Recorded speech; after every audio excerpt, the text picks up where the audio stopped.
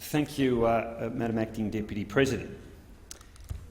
Government of the people, by the people and for the people.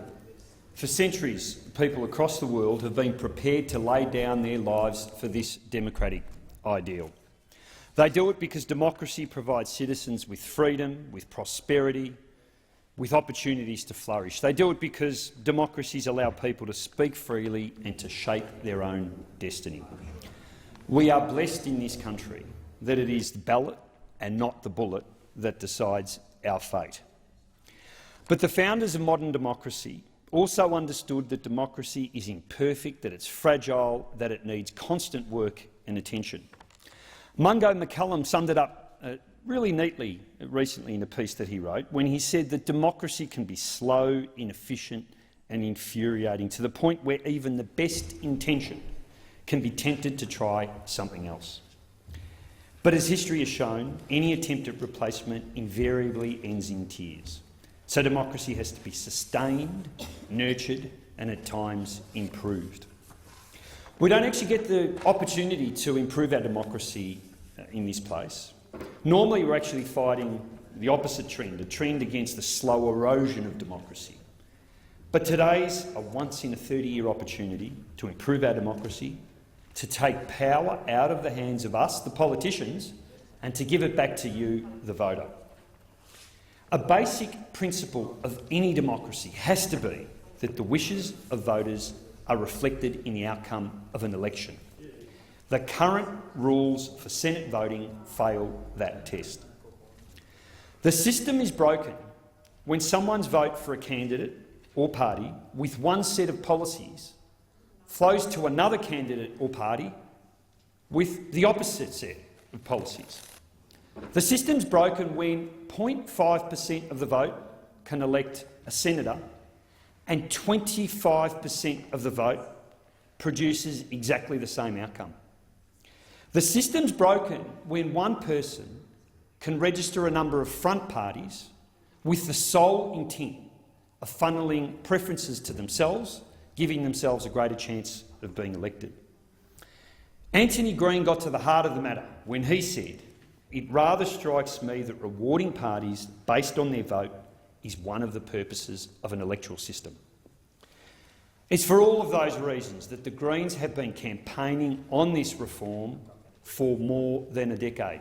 Firstly, with my colleague, Senator Lee Rhiannon, who's done a sterling job on this issue over recent weeks, in the New South Wales Parliament back in 1999 advocating for these sorts of changes. We then had Bob Brown introduce legislation back in 2004, later in 2008, and in fact it was part of our agreement with the Labor Party when we supported them in office. Now, it is true we would have liked to have seen this legislation go further and address other vital issues like political campaign finance reform. Our ability as a parliament to address issues like global warming, reform of the health system, growing income inequality is getting harder each day thanks to the influence of wealthy corporate donors. Those donations are a corrupting influence on good governance and something that the Greens have been railing against for decades. Yet every time we have put legislation before this parliament to restrict corporate donations, both the Labor Party and the Liberal Party had voted against it.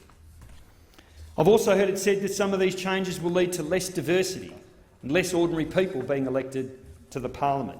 Now, it's worth noting that there are 226 members of parliament, and the vast majority of them are people you have never heard of. Many of them actually are ordinary people, people who did ordinary jobs before they were elected, and some people unkindly have said that some of us are very, very ordinary indeed. But the truth is, the problem here is the lack of diversity in political opinion. What we're seeing is a stifling conformity. That means that all too often what we hear is one stage-managed, overly rehearsed political perspective that often someone doesn't believe and comes across to the Australian community as totally inauthentic. We had one of my colleagues from the Labor Party describe some of this behaviour as the behaviour of lobotomised zombies. And the reason it happens is because authority has been so centralised between each of the major parties that we get this stifling uniformity of views. It's something that doesn't happen in many similar Western democracies. And it is one of the reasons that many people are looking to vote outside of the two major parties. They're looking for smaller parties, and many of those smaller parties have made an important contribution to the national debate. People are voting for parties like the Animal Justice Party because they care about animal welfare standards.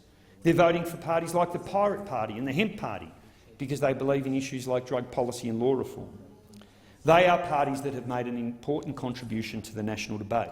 And to ensure that this continues, we've insisted on a system that means that voters will need to allocate at least 6 preferences above the line or 12 preferences below the line. What that means is there is now an active choice from the voter to think beyond the duopoly of Australian politics. We fought to keep membership thresholds low, which is a feature of this legislation, and we've got a bill before the parliament to lower the financial barrier to register for elections to encourage smaller parties to participate. But simply being a small player who brings a different perspective to the parliament is not reason enough to be elected. Just because you're small shouldn't be enough to get you a position in the parliament. If it was, we would see some of the racist, anti-Semitic groups that currently stand for office also saying that they deserve a seat at the table. The Greeks had it right when they warned that the system of tyranny is only as good as the worst man who can become a tyrant. I've heard it said that parties like the Greens have relied on the current system to build our support, but I have to tell you that fundamentally misunderstands the history of the Australian Greens. We are the political arm of a people-powered grassroots movement. I can tell you about my own story in the state of Victoria, that when I joined in the year 2000, we had 1 member of local government. And through a lot of hard work, through branch meetings, through trivia nights, through a hell of a lot of elbow grease, that support built slowly over time. More people elected to local government. Finally, a breakthrough into the state parliament.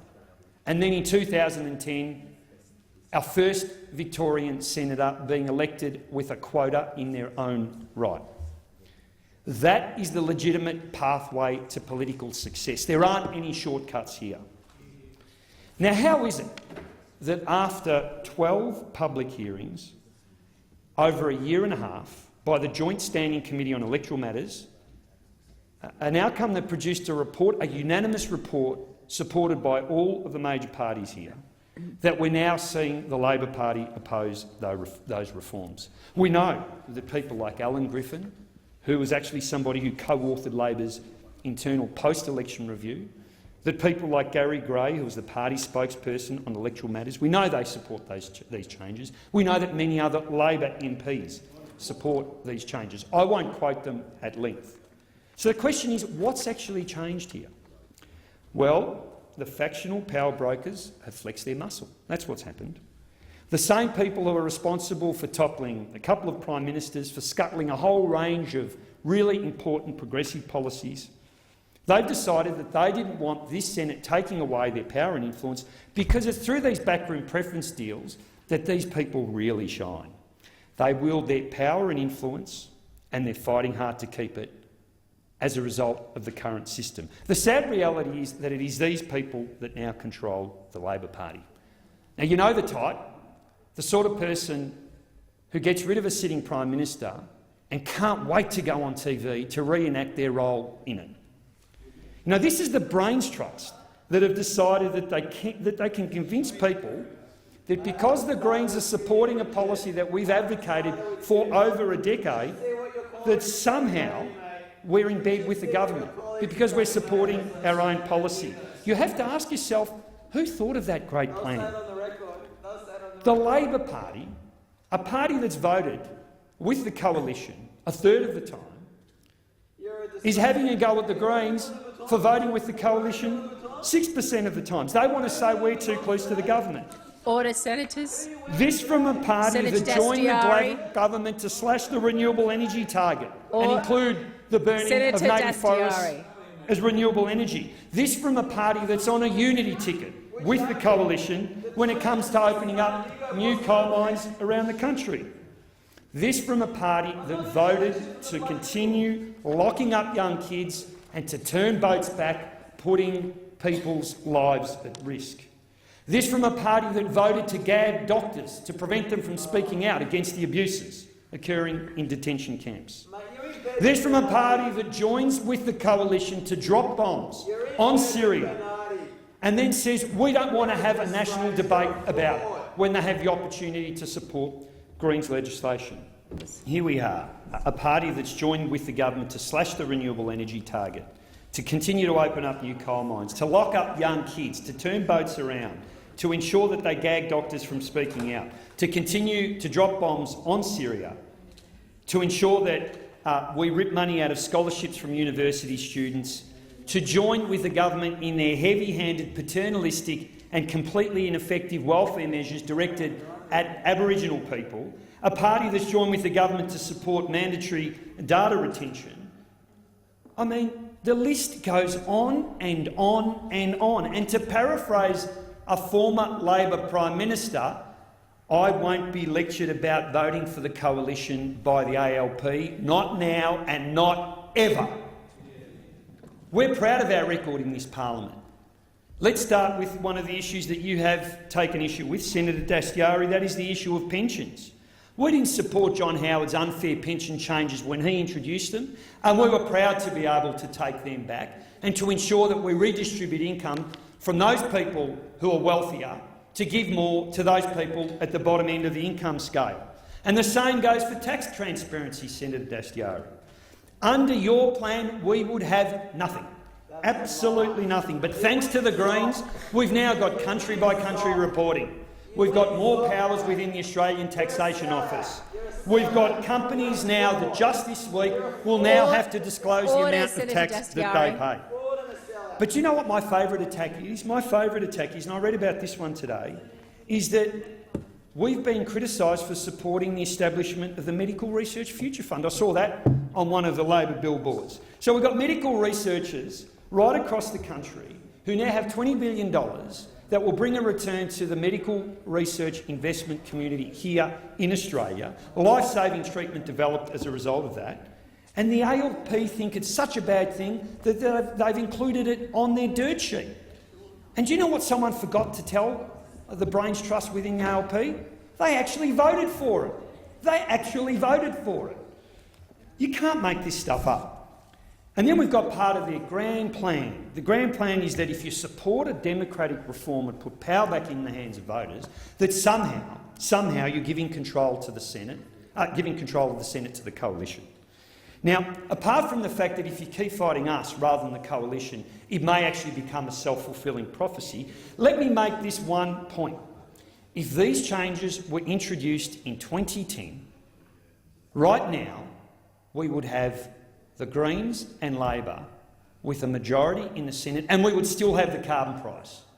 We would still have those laws that we helped establish, some of those laws that are the most ambitious climate laws anywhere in the world. And you're saying that you want to prevent a reform that would have helped us keep the carbon price. You argue that we should hold off passing the bill. Just don't do it now. Don't go to a double dissolution, as though somehow we should have an unfair voting system for one election and then change it to make it fairer after the next election. You either believe in democracy or you don't. Now, let me say a few things just quickly about the role of the ACTU in their campaign against these reforms. When union members' money is being spent on misleading robocalls and push polling against a party that's got a proud record of standing alongside ordinary working people, it's no wonder that we're being contacted by union members, some of them senior officials, to apologise on behalf of the union leadership. And I have to just say this. At a time when the union movement is having an existential crisis, they need to decide whose interests they represent. Do they represent the interests of ordinary working people, or do they represent the interests of the Labor Party? Because they are not the same thing. Now, politics is a long game. People in this place get really excited about the day-to-day tactical battles, about the arcane Senate procedures, about how we can manoeuvre ourselves to outposition our political opponents. But you know what? It's ultimately the substance that wins out. Not some win over some obscure Senate motion, not Year 9 billboards that you plaster around the internet. And I just say, in closing, that the Labor Party should actually try and understand my story, because if they don't, their decline will continue. See, I come from a working-class immigrant Italian family. We're a family of tradies, of teachers, of people who were ordinary workers. I had a grandfather who eulogised Gough Whitlam. He eulogised him. He thought Gough was the greatest man alive. And you know what? 30 years ago, there's a good chance that someone like me would have been sitting over there. But not anymore. Not anymore.